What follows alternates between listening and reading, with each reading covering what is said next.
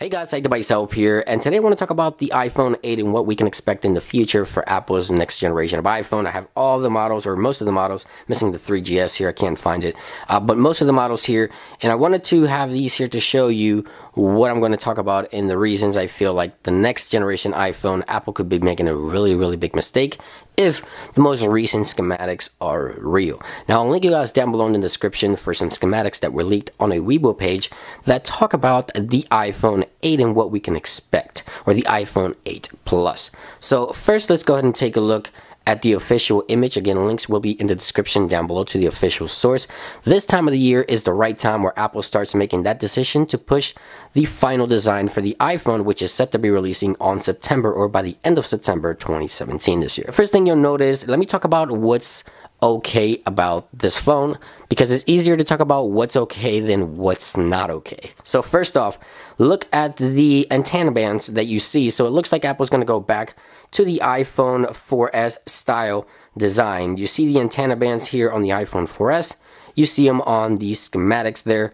And it looks like Apple may be going back to the glass on a glass design, which in my opinion, if they do, would be awesome. I really like this design, even though it is fragile. I love it. It just looks very sleek. There's one thing that you might be noticing right away, other than the Touch ID. We'll get to that in a few seconds.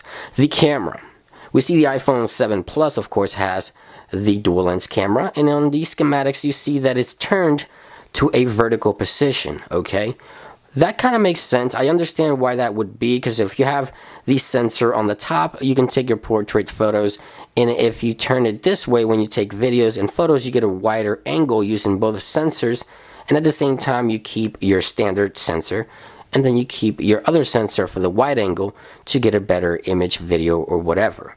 That kind of makes sense. If they move the camera sensor and kind of tilt it and make it vertical, it kind of looks funny, but I get the idea behind it. So it sort of makes sense. It's more about usability. But the hump. We've had a camera hump since iPhone 6. The last time we didn't have a camera hump was iPhone 5C. And people don't really like it. Most people I talk to don't really like the fact that Apple's iPhone has this huge camera hump here. And some people get really annoyed by it. So what I really want to tell Apple, in case Apple for whatever reason was to watch this video, listen, nobody cares about having the thinnest phone in the world, as long as we have a phone that is sleek, sort of like this iPhone 4 right here. This is probably the best designed iPhone yet. And by the way, that'll probably make the phone stronger. Not to mention that Touch ID sensor on these schematics. Let's talk about that. Now, when I hold my iPhone 7 Plus, this is the natural way I hold it, okay? This is how I hold it. My finger rests right here, and if they were to switch Touch ID to the back, which I think is a terrible idea, then around this section here will probably be the most comfortable, easy to use position. Not like it's shown on these schematics right below the Apple logo. That just seems kind of weird. Why would Apple switch the Touch ID sensor to the back of the phone? That just completely ruins the experience. iPhones have had home buttons in the front of the phone forever. And I understand change is good, but this change, if Apple does this, I think they're going to really screw up the iPhone. No Touch ID sensor, Apple, on the back, please.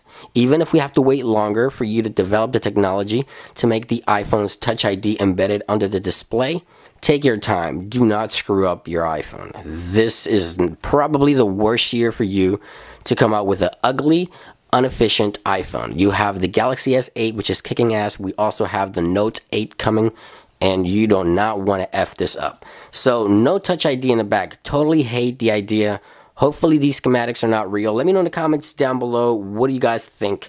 Do you like this design? Do you even think these schematics are real? Let me know in the comments down below. I hope you guys enjoy this quick talk. It's been WTF, and I'll catch you guys on the next one.